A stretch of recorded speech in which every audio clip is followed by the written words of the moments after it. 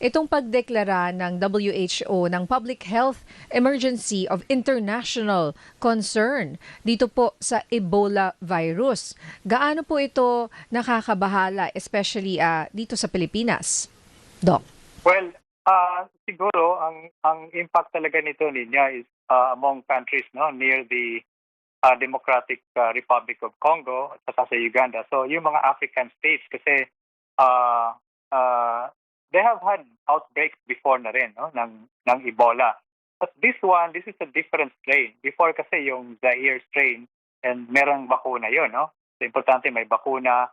Pero itong bagong strain ngayon ng Ebola is one of the rarest na at saka walang bakuna. So may impact talaga yan in terms of possible international spread. Now, ang tanong dito, how risk itong Pilipinas, no?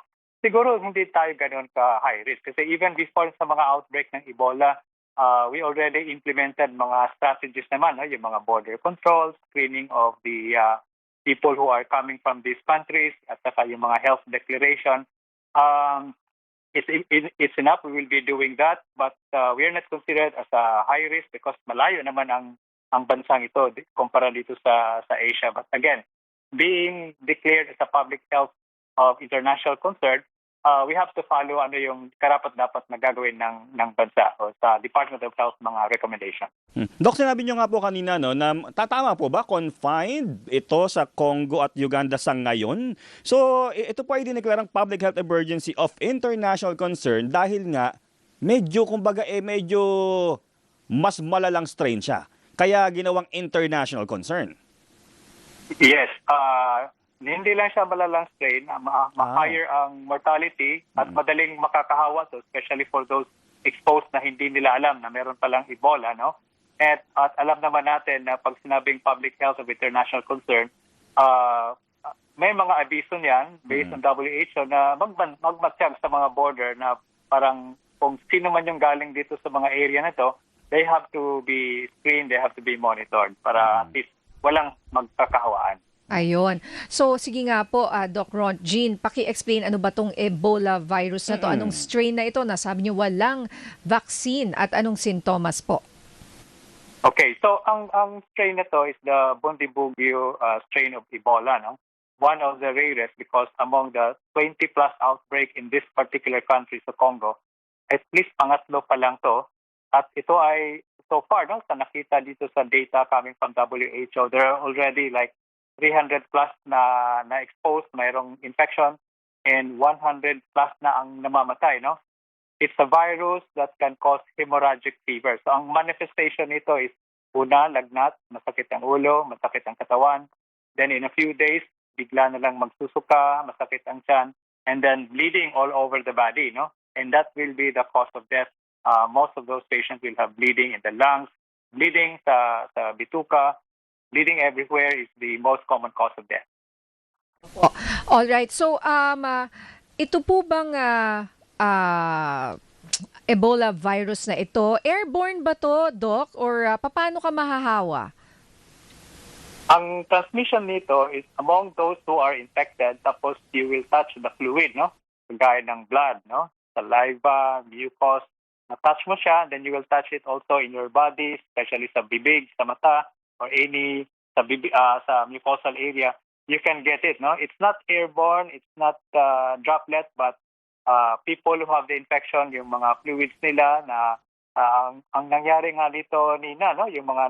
Yung initial cases nito, yung mga healthcare workers na nag-alaga sa mga pasyente na hindi nila alam, Ebola pala, nahawaan din are also those people who are part of those who died because of the transmission na hindi nila alam, Ebola pala yon. Dok, paano nga ba nagkakaroon po muna nito? Yung origin po nito, ano rin po ba ito? Sa mga daga o ano mga hayop? Paano po ba ito? Yes. Ang origin ng is usually this is zoonotic, no? So merong hayop na carrying the virus, no? Kadalasan nito are coming from fruit bats dito sa region na to sa Congo or Uganda, no? Itong mga fruit bats kasi parang normal na lang din sa kanila na they will also gawin nilang pet or gawin nilang pagkain. Kinakain nila yan. And that's the mode of transmission. Pag kinakain nila, hindi luto, ilaw, and then that bat or any animal na carrying the virus, then they will eat it uncooked or partially cooked, then that's where it will enter into our body. Okay. At Doc, linawin rin natin para sa publiko, ano po ba talaga ang pagkakaiba nitong transmission ng Ebola at hantavirus kumpara po sa COVID-19? Okay, so unahin natin ang COVID-19, since it's a respiratory viral infection, mainly respiratory. Ibig sabihin, pag umubo, umatsing, wala kang protection within 3 feet or airborne within a closed space, pwede kang makakuha ng COVID. Okay. Ang hantavirus is yung Andes type of the hantavirus is the only type of hantavirus that can be transmitted from person to person. Usually, ang na-infect nito coming from rodents, tapos ma-aerosolize yung ihi or yung dumi, tapos they will get to be infected. At yung tao na maka-infect will also cause a secondary infection doon sa mga katabi niya because of either airborne or aerosolization or touching the parts of that body na merong infection, tapos nahawakan yung merong infection, humahawak dun sa mata or sa bibig. So that's airborne, droplet, and contact, no? But the Ebola virus is purely contact of a contaminated fluid coming from an infected Ebola patient. Yun. So ano po ba yung red flags na sintomas ng Ebola or at hantavirus na dapat agad itakbo sa ospital? Okay. Both of these can also cause yung organ dysfunction, no? Halimbawa, nahirapang huminga. Okay? Pumalya yung bato, no? Renal failure. Yun na yung mga sintomas sa hantavirus. But the Ebola, ganon din. Parang meron din, kasi ang hantavirus is also considered as hemorrhagic fever. You can also have bleeding, no? Kagaya ng Ebola. So, meaning, Nina, you cannot totally differentiate based just on symptoms, but both of these can cause severe organ impairment, can cause severe complications, and higher risk of mortality. Doc, so sa hantavirus po, no, balikan ko po ito, yung di ba doon sa cruise ship na iyon, no, partner, doon po ito yung pinaka sinasabing ground zero, no? Ano na po ba ang latest po doon? Kamusta na po ba doon at ano po ang lagay po natin sa Pilipinas? Ay, tsaka follow up, may Pilipino ata doon, di ba? Yung mga cruise, Mga crew.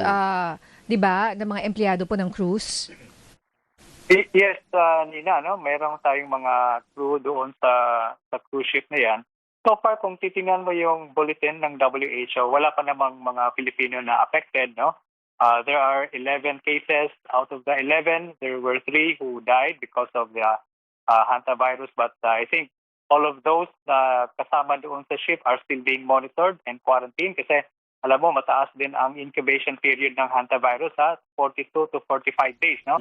From the time they are exposed to the manifestation or onset of symptoms, it will take that long, no? Kaya ang mga bansa na kung saan itong mga crew na nanggaling or galing doon sa cruise ship, talagang merong ganong protocol na before they will enter into, babalik sila doon sa mga families nila, they will be in a facility that they will be quarantined for a total of 42 to 45 days. Doc, ang tagal. Ang tagal pala nun. Paano kapag Matagal pa nakala? sa COVID dati, Oo. naalala mo? More than a month. Doc, paano po pala, Doc, kung pero nga pala, Doc, i-confirm ko lamang po. Sa ngayon ay wala pong hantavirus sa Pilipinas. Pero tama po ba ako, nabanggit ko kasi kanina, mamaya mali tayo. Nagkaroon na po tayo ng ilang cases before. Wala po tayong documented na cases na Ayan, wala po hantavirus pa po pala. before. Wala. Okay, buti naman. Okay. So, so sinabi niyo po na 45 days ang incubation, ano? May malalang sintomas na bang nararamdaman doon or pwedeng yung tao parang okay lang, yung pala, meron na pala siyang infection at nakakahawa na siya? Yes, ganun yan, Nina, no? Pag sinabing 42 to 45 days, you have to quarantine them because they will be monitored if yung symptoms darating. Kung wala ng symptoms, at they will also be tested during the time that they will be quarantined. At saka pag natapos na yung quarantine nila, they will still be tested para talaga negative before they will be released doon sa quarantine facility. O kasi yun nga palang balita na meron daw pong 21 Pinoy crew members, tama po ba, na naka-quarantine ngayon dahil sa hantavirus outbreak nga dyan sa MV Hondius. Ano po ang protocol para sa kanila bago payagang makauwi dito sa Pilipinas upang masigurado pong ligtas ang kanilang mga pamilya? At syempre, yung mga kapwa Pilipino.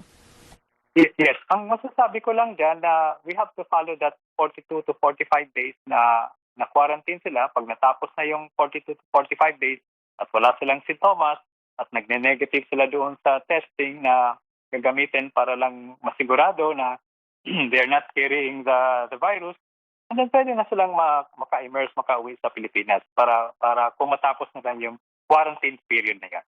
Po, at isa pang concern kung fully equipped po ba ang ating mga airports para ma-detect kung may Ebola na pala or hantavirus na 'di ba, na visitor or kung sino man napapasok ng Pilipinas?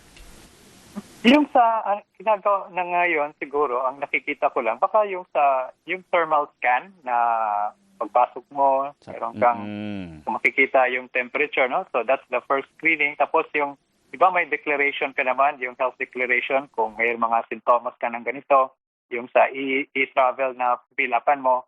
So those are important screening way method para lang makikita natin doon kung sino yung may mga sintomas o sino yung nanggagaling doon na pag nakita, they will also be monitored. Madaling matrace ng Bureau of Quarantine. Okay. Ayun. Okay. At bilang panghuli, Dr. Ron Jean, paano kaya natin babalansehin yung pagiging alerto po o pagiging mapagmatsyag ng ating mga kababayan nang hindi nagpapadala po sa matinding takot o fake news? Yes. Importante siguro every now and then makinig tayo sa advisory ng Department of Health, no? Ng government natin. At makinig din sa mga advisory sa mga health expert kung sino man yung kagaya ng ginagawa natin ngayon. At doon ka lang kukuha ng mga information dito sa mga talagang highly reputable at saka authority sa mga ganitong klaseng information. No? Hindi tayo kukuha doon sa mga ordinary social media or mga chismis para naman hindi tayo mangangamba kung ano nang nangyayari sa atin. Ayan. Okay. Nako, maraming salamat. Kaya thank you po always for your time, Doc Ron Jean, kasi kayo po ang aming katuwang sa pagbibigay ng katotohanan, di ba? Yan po serbisyong rin yan para sa ating mga kababayan na ma-differentiate po natin kung ano ba yung myth at fake news sa tamang impormasyon. So Doc, wag kayong magsasawa ha. Alam ko nag-meeting pa kayo pero maraming salamat po, Doc Casolante. Sige. Thank you, Nina. Thank you you, Jeff. po. Bye-bye. Thanks, Doc.